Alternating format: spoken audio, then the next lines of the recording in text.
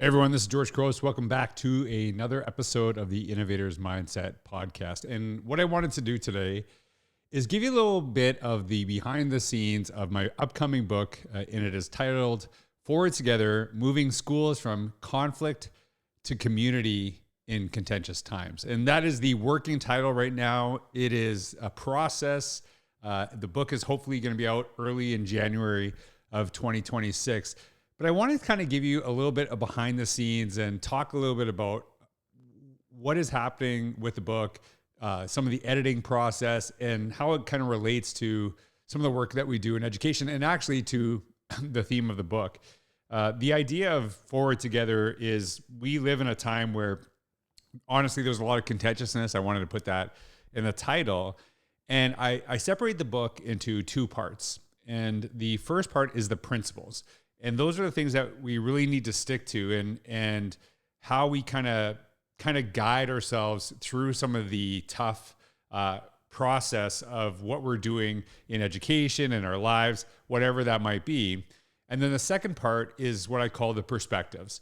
And so those perspectives really are to kind of help you when the principles don't work in a straightforward manner, because there is a human experience that we deal with. And I want to tell you about how I had to kind of stick with my principles, even through the editing of the book, and some of the things that I kind of brought up in the past and why it's really important to me. But I work with some people to kind of get some feedback, and I always look for people that I consider really critical friends that they will challenge me. They'll tell me things that they don't like, where I can improve in the writing. And so this kind of separating into these two parts was a little complicated, but I wrote this, what I call a bridge chapter, to explain why it was essential. I'm just going to read you a little bit of what I shared. And this is the in-between part one, the principles, and part two, the perspectives.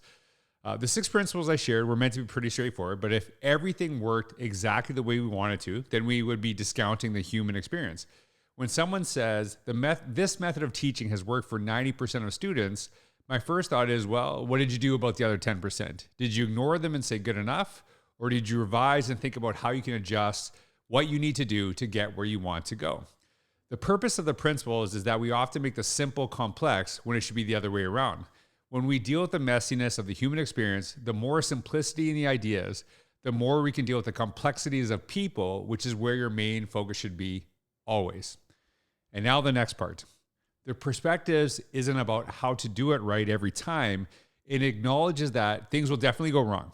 But in the chapters ahead are some stories, ideas, and strategies that might guide you through the messiness or help you start over again the next day. And there's more often I share. And what I'm reading to you right now is the unedited version. So when the book comes out, it's going to be way tighter, cleaner. And that's part of the process of editing. And I got some feedback from what we call a developmental editor. And what they wanted to do was basically kind of mishmash the principles and the perspectives.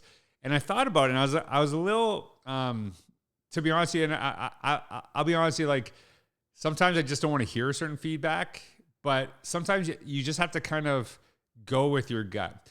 And I didn't really understand it, but I understand the feedback, but I felt that if I would have taken that advice, I would have lost my voice through the process. And I wrote this just to kind of help put this in perspectives. And I said the principles are most important when they are hardest to maintain. The perspectives may help you guide in holding to those principles in the most difficult of circumstances. So the book isn't about acquiescing and just kind of giving control to somebody else, or just, letting people do whatever they want to do. But it's really kind of, when do we hold firm to truly what we believe in? And it doesn't mean that it's going to be a straight path. It's not going to have some bumps along the way. But at the end of the day, you have to be comfortable with the decisions you make in your life, in your work, and to kind of stick through them. And when I went through this process, and full disclosure, I'm part owner of the publishing company. So I know that I might have a different perspective of someone who's writing their first book, and so, maybe trying to get published. but I've written several books, and I kind of got to the space where I feel like I have more control over this. But I will tell you, back in time, it wasn't like that. But I think it's really important to share. I actually, when I wrote The Innovator's Mindset, it was something I had been thinking about doing, and several publishers had reached out to me at the time. And when I was considering writing the book, a company reached out to me, and I won't say which company, but they were really interested in my writing. So they asked me to send them like an introduction, kind of put some chapters together, and to kind of see where I was going to go with the book. But they had known me from my blog, from the work that I've done, and they knew that I had already kind of built in an audience already.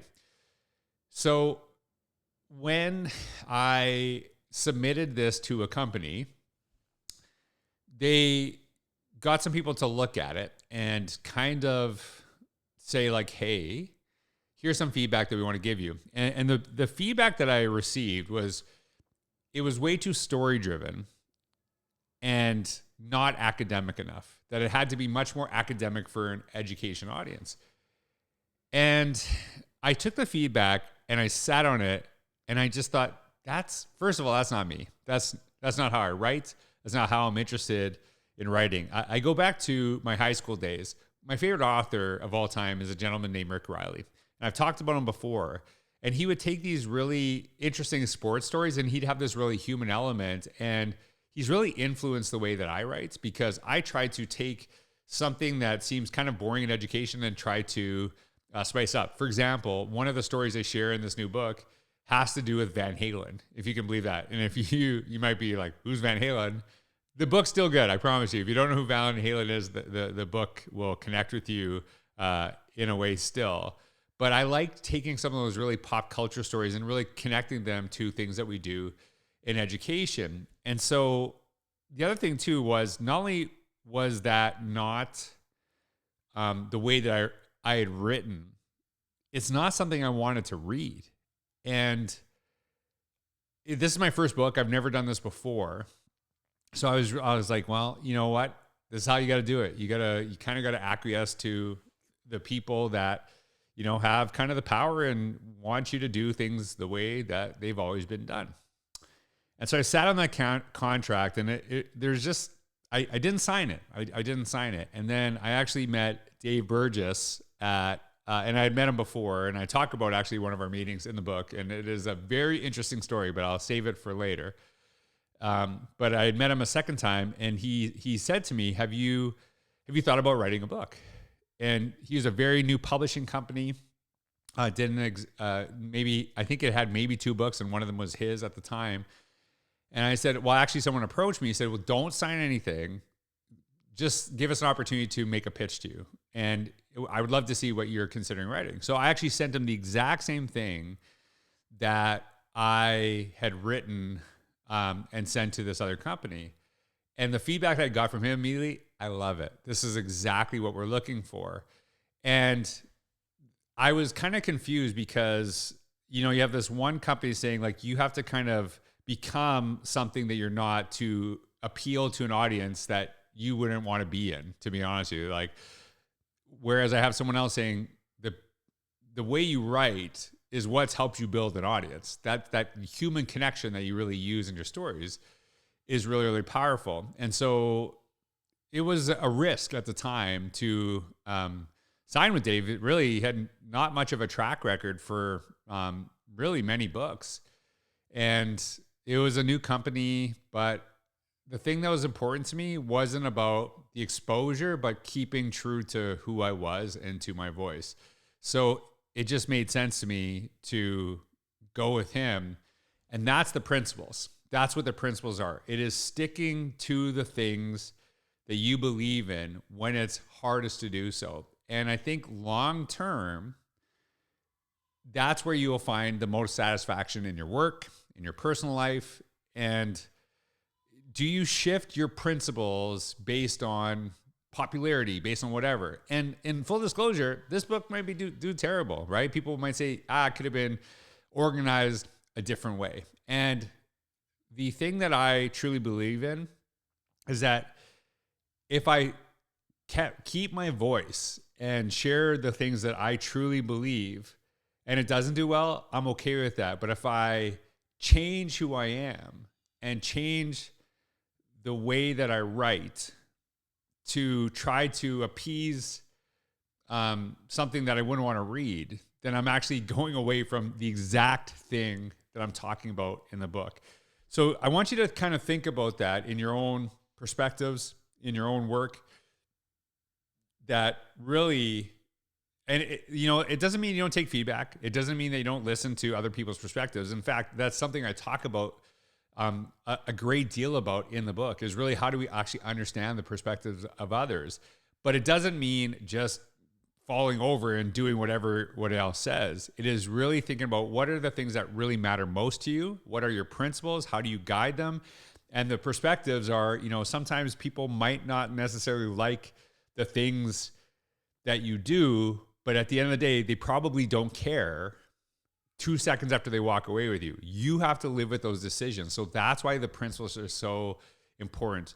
I'm proud that no matter how this book does, how it goes through the process, that I've stuck to what I believe in and shared a voice in a way that matters to me. And that's kind of the whole idea behind the principles and perspectives. I just want to share that because it was something I was thinking about. Something, when I first got that feedback, I felt right back to where I was, that am I sharing my voice to appease an audience, but losing who I am? Or do I want to really share the way that I want to share, and the audience that connects with me most will find me? So that's why the principles really matter. Anyways, I just want to share that with y'all. I really hope that when the book comes out, you still get it. Even though it seems like maybe I just don't listen to feedback, but no, the reality is I ask for tons of feedback throughout the process. People that challenge me, and there's a lot that change because of those people that I really, really trust. But the thing that mattered to me was that I didn't lose my voice. And for you out there listening, maybe it's a little lesson for you too, right?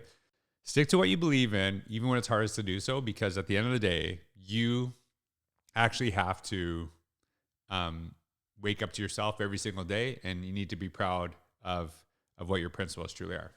Anyways, thank you so much for being here. I hope you have a wonderful day. Thanks for all you do. Take care.